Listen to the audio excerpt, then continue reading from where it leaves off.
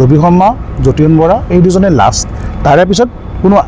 এতিয়া যিসকলে এক্টিং কৰি আছে মই যে ক'লোঁ তেনেকৈ অভিনয় কৰি আছে তেওঁ লাগিলে এ চৰিত্ৰ কৰক বি চৰিত্ৰ কৰক চি চৰিত্ৰ তেওঁ হৈ থাকে আচলতে অসমীয়া চিনেমা ইণ্ডাষ্ট্ৰী বুলি বা ফিল্ম ইণ্ডাষ্ট্ৰী বুলি কোনো ইণ্ডাষ্ট্ৰী নাই এইটো এটা কেইজনমান ইণ্ডিপেণ্ডেণ্ট ফিল্ম মেকাৰ ইণ্ডিপেণ্ডেণ্ট প্ৰডিউচাৰে লৈ পেলাই পইচা দিয়ে এজন পপুলাৰ মুখক লৈছে তেওঁ আহি পেলাই এক্টিং কৰিছে তেওঁ হয়তো 91ৰ পৰা চিনেমা কৰি আছে তেওঁ হয়তো 90ৰ পৰা গান গাই আছে তেওঁৰ এটা ফেন ফলোয়িং আছে তেওঁক লৈ পেলাই এখন চিনেমা বনাই দিলে তেওঁ হিৰো হৈ গ'ল কিন্তু আচলতে তেওঁ সেই ৰোলটোৰ কাৰণে উপযোগী নে অনুপযোগী আমি সেইটো ভাবি নাচাওঁ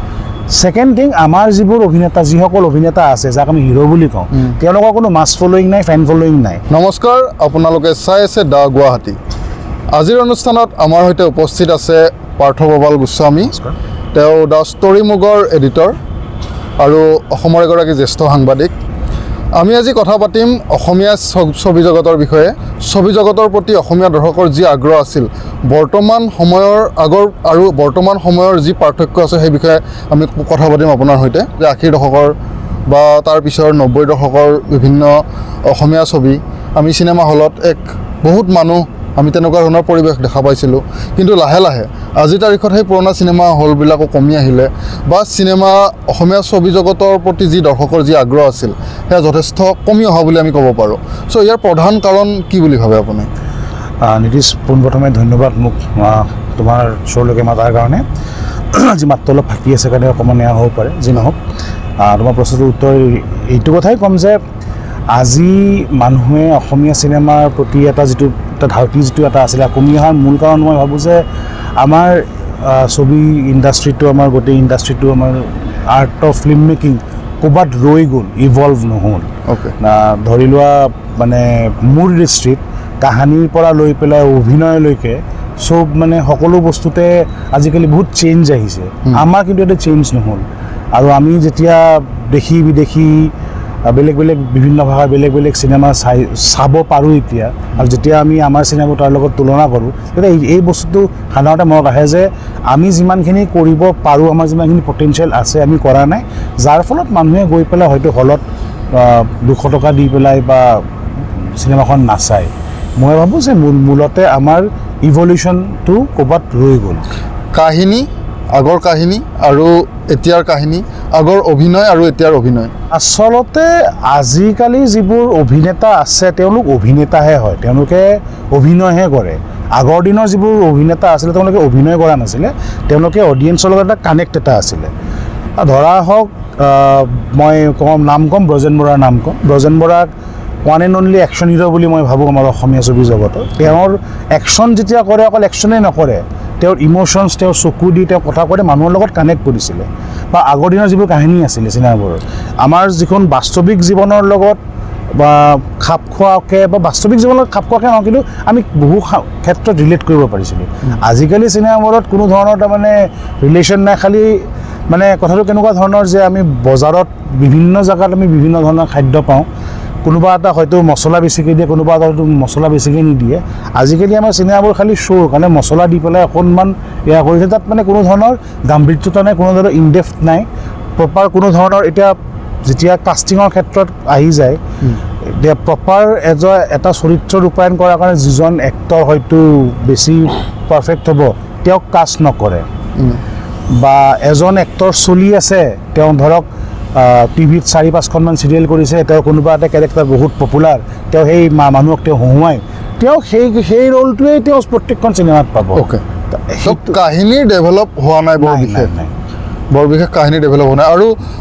গানৰ ক্ষেত্ৰত আপুনি কি ক'ব আগৰ গান আৰু এতিয়াৰ গান মই ভাবোঁ গানৰ ক্ষেত্ৰত অকণমান আমি আগৰ তুলনাত আমি গানবোৰ আগৰ তুলনাত কিছু পৰিমাণে হয়তো 2-এটা গান ভাল কিছুমান গান বৰ এটা নহয় কিন্তু আগৰ গানবোৰৰ যিটো এটা মাদকতা আছিলে সেই মাদকতাটো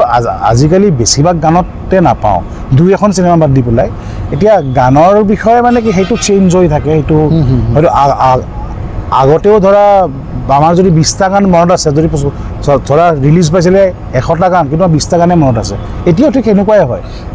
হয় 100টা কাৰণে 20টা কাৰণে আমাৰ মনত থাকে টেকন'লজি বহুত উন্নত হৈছে গোটেই আমি হলিউড বলিউডৰ পৰা চাওঁ টেকন'লজি সমান্তৰালকৈ অসমতো বহুত নতুন নতুন টেকন'লজি আহিছে বা অসমীয়া ছবি জগতৰ চ' টেকন'লজি ইমান উন্নত হোৱাৰ পিছতো অসমীয়া ছবি জগতৰ যে অভিনয় আৰু কাহিনী দুটাৰে দুৰ্বল মানে দিনে দিনে দুৰ্বল হৈ যোৱা বুলি আমি ক'ব লাগিব এই ক্ষেত্ৰত ভুলটো কাৰোবাৰ ক'ত সমস্যাটো হৈ আছে কাৰণ টেকন'লজিটো আহি গৈছে এইটো এটা খুব ভাল প্ৰশ্ন এইটোৰ কাৰণে আমি অকণমান নহয় আমি একদম কেইবা দশক আগলৈকে যাব লাগিব 1931 চনত ভাৰতৰ প্ৰথমখন টকি য'ত মানে কথা কোৱা হৈছিলে চিনেমা আহিছিলে আলামাৰা সেইখিনি সময়তে 1932, 33, 34 চনত Marathi cinema Bengali cinema Tamil cinema Telugu চিনেমাও আহিলে টকিৰ কোনো কথা কৈ আছে দেই চাইলেণ্ট ফিল্মৰ কথা কোৱা নাই আৰু 1935 চনত জয়মতীখন আন চিনেমাতকৈ বহুত ক্ষেত্ৰত কিয় বেলেগ আছিলে কাৰণ আমাৰ জ্যোতিপ্ৰসাদ আগৰৱালাদেৱে যি ধৰণৰ কেমেৰাৰ কাম কৰিছিলে যি ধৰণৰ কাষ্টিং কৰিছিলে মই কাষ্টিঙৰ কথা যে ক'লোঁ যিবোৰ কাষ্টিং কৰিছিলে সেইখিনি সময়ৰ যিবোৰ চিনেমা আছিলে তাতে দেখিবলৈ পোৱা নাছিলে পোনপ্ৰথমে সেইখিনি সময়ত যিবোৰ বেলেগ বেলেগ ভাষাত চিনেমা হৈছিলে বা আমাৰ অসমতো মানে দুই এখন চাইলেণ্ট চিনেমা হৈছিলে বা এয়া হৈছিলে মহিলাই অভিনয় কৰাটো এটা টেবু বুলি ভাবা হৈছিল কিন্তু আমাৰ চিনেমাত জ্যোতিপ্ৰসাদ আগৰৱালাদেৱে সাহস কৰি পেলাই আইদেউ সন্দিকক লৈ পেলাই জয়মতীখন বনালে তাৰে পিছত তেওঁ যিকেইখন চিনেমা বনালে তাৰে আৰু জ্যোতিপ্ৰসাদ আগৰৱালাৰ পিছত ফণী শৰ্মা আহিল ভূপেন হাজৰিকা আহিল তেওঁলোকে যিটো হাৰত যিটো মানে এটা স্কেললৈকে অসমীয়া চিনেমা লৈ গ'ল তাৰে পিছত আমি আৰু ওপৰলৈকে যাব লাগিছিলে কিন্তু আমি নোযোৱাৰ কাৰণটো হ'ল মই যে ক'লোঁ আমাৰ ইভলিউশ্যন নহ'ল প্ৰথম কথা হ'ল আমি যে কৈ থাকোঁ ইণ্ডাষ্ট্ৰী আচলতে অসমীয়া চিনেমা ইণ্ডাষ্ট্ৰী বুলি বা ফিল্ম ইণ্ডাষ্ট্ৰী বুলি কোনো ইণ্ডাষ্ট্ৰী নাই এইটো এটা কেইজনমান ইণ্ডিপেণ্ডেণ্ট ফিল্ম মেকাৰ ইণ্ডিপেণ্ডেণ্ট প্ৰডিউচাৰে লৈ পেলাই পইচা দিয়ে এজন পপুলাৰ মুখক লৈছে তেওঁ আহি পেলাই এক্টিং কৰিছে তেওঁ হয়তো 91ৰ পৰা চিনেমা কৰি আছে তেওঁ হয়তো 90ৰ পৰা গান গাই আছে তেওঁৰ এটা ফেন ফলোয়িং আছে তেওঁক লৈ পেলাই এখন চিনেমা বনাই দিলে তেওঁ হিৰ' হৈ গ'ল কিন্তু আচলতে তেওঁ সেই ৰোলটোৰ কাৰণে উপযোগী নে অনুপযোগী আমি সেইটো ভাবি নাচাওঁ ছেকেণ্ড থিং আমাৰ যিবোৰ যিসকল অভিনেতা আছে যাক আমি হিৰ' বুলি কওঁ তেওঁলোকৰ কোনো মাছ ফলোয়িং নাই ফেন ফলোয়িং নাই মানে হয় কলেজ এখনত গ'লে দাদা আহিছে বাইদেউ আহিছে অট'গ্ৰাফ দিওঁ সেইটো নহয় আজি যেনেকৈ 2 এদিনৰ আগতে পুষ্পাখন ৰিলিজ পাইছে পুষ্পাখন ৰিলিজ পোৱাৰ লগে লগে গুৱাহাটীত হেনো কোনোবা এটা 16টা শ্ব' দিছে হয় আমাৰ অসমত অসমীয়া চিনেমা এখন 16টা শ্ব' বাদ দিয়ক 4টা শ্ব'ও নাপায় কাৰণটো কি কাৰণটো এইটোৱেই যে আমাৰ যিখিনি মানে কলা কুশলী যিখিনি জড়িত হৈ আছে তেওঁলোকে যিমানখিনি দিব পাৰে সেইখিনি এতিয়ালৈকে দিয়া নাই যেতিয়া এটা সাংগঠনিকভাৱে যেতিয়া কোনো বস্তু এটা আগ নাবাঢ়ে আমি ইণ্ডাষ্ট্ৰী বুলি ক'ব নোৱাৰোঁ আমাৰ ডাঙৰ ভুল হ'ল প্ৰথম কথাটো হ'ল যিটো তুমি সুধিলা যে কিয় হৈ আছে কাৰণ আমি এটা ইলিউশ্যনত আছোঁ যে আমাৰ ইণ্ডাষ্ট্ৰী আছে আচলতে আমাৰ কোনো ইণ্ডাষ্ট্ৰী নাই আমি সৰু থাকোঁতে যি নিপন গোস্বামী বা বিজু ফুকন মৃদুলা বৰুৱা এটা যিটো আমি পাৰ কৰি আহিলোঁ তাৰপিছতে আহিল যতীন বৰা ৰবি শৰ্মাৰ এৰা তাৰপিছত আমি যদি অসমীয়া ছবি জগতৰ হিৰ' বুলি কওঁ নামটো আমি কাৰ মুখত কি ল'ম নাই ৰবি শৰ্মা আৰু যতীন বৰা ৰবি শৰ্মাতে শেষ সবাতেই এতিয়া বৰ্তমান শেষ হৈ গ'ল নাই আৰু নাই কোনো নোলাল কোনো নাই কাৰণ আমাৰ ইয়াতে চোৱা আমাৰ এই ক্ষেত্ৰত মানে নতুন অভিনেত্ৰীৰ সৃষ্টি কৰিব নোৱাৰাটো বা এখন সমাজৰ দোষ নে সেই আমি যিটো ক'লে আপুনি যে এটা কেইজনমান মুষ্টিমেয় মানুহে এটা ইণ্ডাষ্ট্ৰী সৃষ্টি কৰি লৈছে সেইটোৰ ভুল নে এই বস্তুটো কিহৰ কাৰণে পিছ পৰি ৰ'ল এইটো এটা কালেক্টিভ ভুল হয় মানে সমাজৰ ভুল বুলি মই নকওঁ কাৰণ মই যদি ভাল বস্তু দেখা নাপাওঁ মই চাব নাযাওঁ প্ৰথম কথা চ' মোক ভাল বস্তু দিব পৰা নাই এতিয়া যতীন বৰাৰ চিনেমা চাবক মই এখন কি চিনেমা যৌৱনে আমনি কৰে যেতিয়া ৰিলিজ পাইছে 1998 প্ৰবেবলি 1998 এনেকুৱা সময়তে মোৰ মনত আছে গাঁৱৰ পৰা মানুহে বাছ ভাড়া কৰি পেলাই 2-3খন বাছ ভাড়া কৰিবলৈ চিনেমা চাব আহিছিলে কিয় যৌৱনে আমনি কৰে যি দুজন নায়ক নায়িকা আছিলে তেওঁলোক একদম নতুন আছিলে তো তেওঁলোক একদম নতুন আছিলে কিন্তু তেওঁলোকক চাব কিয় মানুহ আৰু সেইখিনি সময়ত না ফেচবুক আছিল না ছ'চিয়েল মিডিয়া আছিলে সেই কানেক্টটো আছিলে এতিয়া সেই কানেক্টটো নাই বিজু ফুকনৰ কথা ক'লে বিজু ফুকনৰ নিচিনা হয়তো এজন বলিষ্ঠ অভিনেতা তেওঁ অসমত নহয় তেওঁ যদি আজি বম্বে বা বেলেগ জেগাত গ'লে তেওঁ আৰু বেছি নাম কৰিব পাৰিলে হয় আমাৰ ইয়াতে বস্তুটো হ'ল যে তেওঁলোকৰ পাছত ৰবি শৰ্মা যতীন বৰা এই দুজনে লাষ্ট তাৰে পিছত কোনো এতিয়া যিসকলে এক্টিং কৰি আছে মই যে ক'লোঁ তেনেকৈ অভিনয় কৰি আছে তেওঁ লাগিলে এই চৰিত্ৰ কৰক বি চৰিত্ৰ কৰক চি চৰিত্ৰ তেওঁ হৈ থাকে নহয় সেই একঘামীয়াতাটো হয়তো যতীন বৰাৰো আছিলে কিন্তু তথাপিতো এটা পাব্লিক একচেপ্টেঞ্চ এটা এজ এন এক্টৰ আছিলে সেই পাব্লিক একচেপ্টেঞ্চটো নাই আমি সাউথত বা বেলেগ ৰাজ্যত বিশেষকৈ সাউথৰ কথা ক'বলৈ গ'লে দেখা পাইছোঁ যে প্ৰতি প্ৰায় 1 কিলোমিটাৰ ডিষ্টেঞ্চৰ ভিতৰত এটাকৈ ছবিগৃহ থাকে লোকেলি থাকে আৰু সেই ছবিসমূহ তাতে তেওঁলোকৰ হয়তো চাই কাৰণে আছে মানুহে চাই আৰু এই ক্ষেত্ৰত চৰকাৰে যথেষ্টখিনি ছাপোৰ্ট কৰে চ' অসমীয়া আমাৰ এই ছবি উদ্যোগটোৰ ক্ষেত্ৰত আগবাঢ়ি যাবলৈ চৰকাৰৰ ধৰক প্ৰচেষ্টাবোৰ কিমান মানে আমি হেৰি কৰিব পাৰোঁ চৰকাৰৰ কোনো প্ৰচেষ্টাই নাই নামত এখন ফিল্ম পলিচি এখন আছে সেইখন কিমান দূৰ মানে এক্টিভ কিমান দূৰ সেইখনক লৈ পেলাই সেইখন কিমান বলবৎ কৰা হৈছে নাজানো কিন্তু একেষাৰে ক'ম চৰকাৰৰ কোনো ধৰণৰ ইয়াত কোনো ধৰণৰ একো প্ৰচেষ্টা লয় নাই চৰকাৰে কিন্তু যদি চৰকাৰে ধৰক প্ৰচেষ্টা লয় তেতিয়াহ'লে অসমীয়া ছবি উদ্যোগৰ সেই সুদিন ঘূৰি আহিবনে আশা কৰিব পাৰিনে যদি অভিয়াছলি আহিব মানে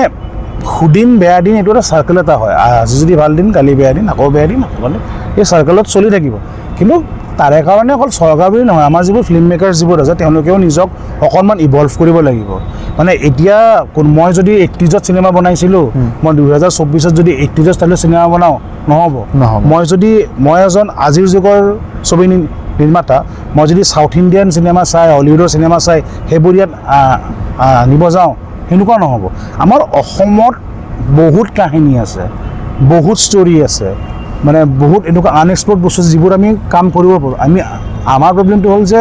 আমি বেলেগৰ বস্তু এটা নিজৰ কৰি লৈ পেলাই দেখাব গৈ আছোঁ আমি যদি নিজৰ কাহিনী উপস্থাপন কৰোঁ বা এটা ইছ্যুক লৈ পেলাই কৰোঁ যেনেকৈ মালায়ালাম চিনেমাই কৰি আছে কি ধুনীয়া বনাই আছে মই একশ্যন অৰিয়েণ্টেড চিনেমাবোৰৰ কথা ক'ব যোৱা নাই যিবোৰ মানে হেৰি আছে চ' সেনেকুৱা কৰিব গ'লে ডেফিনেটলি ইণ্ডাষ্ট্ৰিটো ভাল হ'ব আজি তাৰে মাজত আমি চাইছোঁ তাৰে মাজত বুলু ফিল্ম আমি চাইছোঁ তাৰে মাজত কথা নদী আমি চাইছোঁ কিমান এনেকুৱা ভাল মেড ইন নলবাৰী আমি চাইছোঁ কেলেণ্ডাৰ চাইছোঁ তো যদি সেনেকুৱা ধৰণৰ চিনেমা আহে মাৰ্কশ্বিট চাইছোঁ তো এনেকুৱা ধৰণৰ চিনেমা যদি আহিছে বনাইছে ডেফিনেটলি কৰিব আমি অভিনয় বা অভিনেতা অভিনেত্ৰীৰ কথা আমি পাতিলোঁ তেনে সমান্তৰালকৈ যি আগৰ পৰিচালক প্ৰযোজক যিয়ে চিনেমা নিৰ্মাণ কৰে ছবি নিৰ্মাণ কৰে তেওঁলোকৰ ভূমিকা আজিৰ তাৰিখত আমি কি বুলি ক'ব পাৰোঁ মানে ভূমিকা বৰ্তমান নগণ্য আচলতে তেওঁলোকে কেতিয়াও নিজৰ মানে এষাৰ কথা আছে ইংৰাজীত পাছিং দ্য বেটন বুলি কয় যে তুমি এটা পৰ্যায় মই এটা পৰ্যায়লৈকে কাম কৰিলোঁ তাৰপিছত আৰু মই জানো যে মোৰ কৰিব লগাখিনি কৰিলোঁ মই এতিয়া মোৰ সেই বেটনটো বেলেগক দিব লাগিব তেওঁলোকে এইটো পাছ নকৰিলে আজিৰ পৰা কেইবছৰমান আগতে এখন চিনেমাৰ শ্বুটিং চাব গৈছিলোঁ নাম নকওঁ আমাৰ অসমৰ এজন বিখ্যাত বীৰৰ ওপৰত চিনেমাখন বনাইছিলে ডাইৰেক্টৰজনে তেওঁৰ সময়ত পিকত বহুত ধুনীয়া চিনেমা বনাইছিলে সেই চিনেমাখন যেতিয়া বনাইছে মই গম পাইছোঁ চৰকাৰৰ পৰা অলপ 2 কোটিমান টকা পাইছিলে আচ্ছা তো 2 কোটিমান তেওঁ মানে জাষ্ট হ'ব লাগে এতিয়া ছাইড কেৰেক্টাৰ নাই যোনজন কেৰেক্টাৰ প্লে কৰিছে তেওঁক আনি পেলাই কাপোৰ পিন্ধাই পেলাই বেলেগ এটা ৰোল দি দিছে চ' সেনেকৈ যদি চিনেমা হয় অভিয়াছলি মানুহে নাচায় চিনেমাখন যেতিয়া ফাইনেলি চালোঁ ক'ৰবাত কেমেৰা এংগলটো বেকা হৈ আছে ক'ৰবাত মাথা কাটা গৈছে চ' কথাটো হ'ল তেওঁলোকে একো কৰা নাই তাৰমানে টেকন'লজি উন্নত হ'লেও আমাৰ অভিনয়ৰ ক্ষেত্ৰত বা ডাইৰেকশ্যনৰ ক্ষেত্ৰত নিশ্চয় আমাৰ বহুতখিনি কৰিবলগীয়া বাকী আছে আৰু আপুনি কোৱাৰ ধৰণে যদি এনেকুৱাই হয় যে চৰকাৰী অনুদান বা ছাবচিডি কেৱল সেইখিনি পাবলৈ এখন ছবি নিৰ্মাণ কৰিব লাগে যাতে কোৱালিটিৰ মানদণ্ড উন্নত কৰাৰ কাৰণে কোনো চেষ্টা নকৰে বা হেৰি নকৰে ভৱিষ্যতে কিন্তু আমাৰ অসমীয়া ছবি জগতৰ বাবে খুব বেয়া দিন আহি থকা বুলি ক'ব পাৰোঁ কাৰণ যদি অকল কেইটামান টকাৰ কাৰণে আমি কাম কৰোঁ বা চৰকাৰী অনুদানটো পাবলৈ এটা ইণ্ডাষ্ট্ৰি বজাই ৰাখিবৰ কাৰণেই যদি আমি অকল সেইখিনিৰ কাৰণেহে কাম কৰোঁ তেতিয়াহ'লে নিশ্চয় আমাৰ কাৰণে ভাল খবৰ নহয় গোটেইটো সাংস্কৃতিক ক্ষেত্ৰখনৰ কাৰণেই ভাল খবৰ নহয় অসমীয়া ছবি জগতৰ বা আধুনিকীকৰণ যি হৈ আছে বৰ্তমান যি পৰ্যায়ত চলি আছে তাৰে উন্নত আৰু মানদণ্ড আৰু উন্নত কৰিবলৈ আৰু যথেষ্ট সময়ৰ প্ৰয়োজন হ'ব আৰু এই ছবি জগতৰ বিষয়ে আমি আৰু আগন্তুক সময়তো আমি কথা পাতিম আজিৰ অনুষ্ঠান ইমানতে পৰিছোঁ